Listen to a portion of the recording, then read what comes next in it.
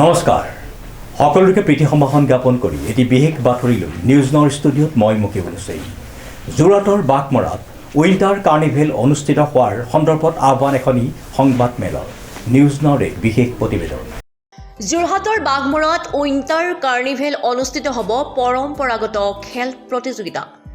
যোৰহাটৰ লুইতৰ পাৰত অৱস্থিত বাঘমৰাই এতিয়া সকলোকে হাত বাউলিৰে মাতিছে।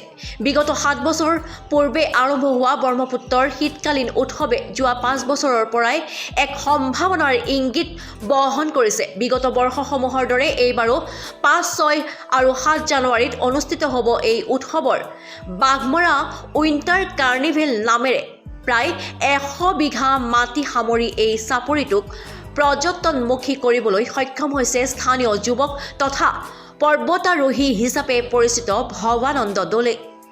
বৰ্তমান ইনক্ৰেডিবল ইণ্ডিয়াৰ মানপত্ৰধাৰী যুৱকজনে সম্পূৰ্ণ কৰিছে guide, advance travel, escort Koch, পৰম্পৰাগত থলুৱা খাদ্য তথা পানীয় সম্ভাৰেৰে প্ৰকৃতিৰ নিৰিবিলি পৰিৱেশত এক সুন্দৰ অভয়াৰণ্যেৰে অসম পৰ্যটন অংশীদাৰ হ'বলৈও সাজু হৈ পৰিছে এই বাঘমৰা উইণ্টাৰ কাৰ্নিভেল। বাঘমৰাক পৰ্যটনমুখী কৰাৰ উদ্দেশ্যেৰে আজি লুইতৰ পাৰত অনুষ্ঠিত হোৱা এক সংবাদমেলত এই কথা সদৰি কৰিছে ভৱানন্দ দলে সহ তেওঁৰ সহযোগী আৰু স্থানীয় কেইবাজনো জ্যেষ্ঠ ব্যক্তিয়ে।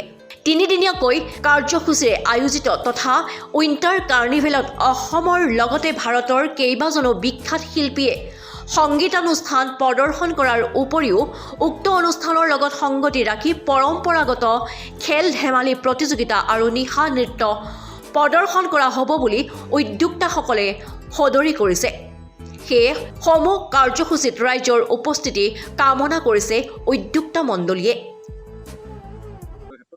একচুৱেলি মই সদায় সপোনৰ বালিচৰত খোজকাঢ়ি থাকোঁ আৰু এই বালিচৰটোক লৈয়ে সপোন দেখোঁ আৰু এইখিনি সদায় মই এটা সফল কৰি গৈ আছোঁ। আমাৰ মৰমত, একচুৱেলি ৰাইজৰ মৰমত আৰু গাঁওবাসীৰ সহযোগত, মোৰ জ্যেষ্ঠ কনিষ্ঠসকলৰ সহযোগত আৰু আগন্তুক যোনটো 5, 6, 7ত অনুষ্ঠিত হ'বলৈ গৈ আছে এই অনুষ্ঠানটো বহুত ইউনিক হ'ব। যিহেতুকে চিবুক জাৰ্ণিটো জানে আৰু চিবুকখনত মানুহে ইয়াত থাকিবলৈ আহিব পাৰিব। চ' সেই চিবুক ষ্টেটো এবাৰ পৰা প্ৰথমবাৰৰ বাবে আমি প্ৰভাইড কৰিব। বাঁহৰ ভূৰত ব্ৰহ্মপুত্ৰৰ মাজত থাকিব পাৰিব। চ' প্ৰকৃতিৰ মাজত একচুৱেলি প্ৰকৃতিক আমি প্ৰমোট কৰোঁ। আমি প্ৰকৃতি নেচাৰ ফ্ৰেণ্ডলি বহুখিনি কাম কৰোঁ, কনজাৰ্ভেশ্যনৰ কাম কৰোঁ। যিহেতুকে আমাৰ যাদৱ পায়েং আছে, অৰণ্য মানৱ যাদৱ পায়েং আমাৰ ব্ৰেণ্ড এম্বেচাডৰ, সেইখিনি আমি কৰোঁ। চ' প্ৰকৃতিৰ লগত প্ৰকৃতি থাকিলেহে এডভেঞ্চাৰ থাকিব, মানে চব থাকিব, লাইফ থাকিব, এডভেঞ্চাৰ থাকিব। চ' আমি সেইখিনি কাম কৰোঁ আৰু এডভেঞ্চাৰ টুৰিজিমত গোটেই চিপলাইনখিনি কমন এক্টিভিটিছ হয়। চ' সেইখিনিতো আছে আমাৰ বহু দিনৰ পৰা আৰু এতিয়াও থাকিব, এইবছৰো থাকিব। আৰু এই বছৰ আমাৰ দাদাজনে কৈ গ'ল অলৰেডি বাৰ্ড ৱাটছিঙৰ চেপ্টাৰটো এটা নতুন মলাই ফৰেষ্ট ট্ৰেকিংটো হৈ আছে বৰ্তমানেও আৰু হৈ থাকিব, সেইটো ইভেণ্টতো হ'ব।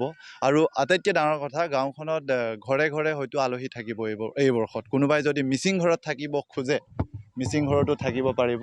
ভগা হওক চিগা হওক সেইখিনিকে আমি এক্সপিৰিয়েঞ্চ কৰাবলৈ ৰেডি আছোঁ মানে। চ' আলহী ঘৰো আমাৰ গাঁওখনলৈ বাঢ়ি গৈ আছে। এইটো গোটেইটো পেকেজ হ'ব, এটা পেকেজ চিষ্টেমত চব আহিব আৰু ডে বেচিছত আমাৰ আৰ্টিষ্ট লাইন আপো আছে, সেইখিনি চিডিউল কৰা হ'ব। তথাপিও মই আপোনালোকক জনাই দিওঁ, মনালী ঠাকুৰ বলিউডৰ, ৰেইনিন চাহাৰা ইণ্টাৰনেশ্যনেল বেণ্ড ইংলেণ্ডৰ, নালায়াক বলিউডৰ, অলকেশ দত্ত আমাৰ অসমৰ বহুত ধুনীয়া বেণ্ড হয়। আৰু আমাৰ মিচিঙৰ আটাইতকৈ টপ মষ্ট যোনখিনি পপুলাৰ হয়, বায়'পেগু, ৰূপালী পায়েং, চন্দ্ৰপাতি গিৰিকাই, সিহঁতে গোটেইখিনি মানুহে আহিব আৰু আমাৰ যোৰহাটৰ লোকেল বেণ্ডো বহুখিনিয়ে পাৰফৰ্ম কৰিব। চ' সকলোকে ধন্যবাদ। আহক, সকলোৱে এক্সপিৰিয়েঞ্চ কৰিব, আহক বাঘমৰালৈ 5, 6, 7 জানুৱাৰী। Thank U. যোৰহাটৰ পৰা প্ৰশান্ত গায়নৰ ৰিপৰ্ট, নিউজ নাও 24/7।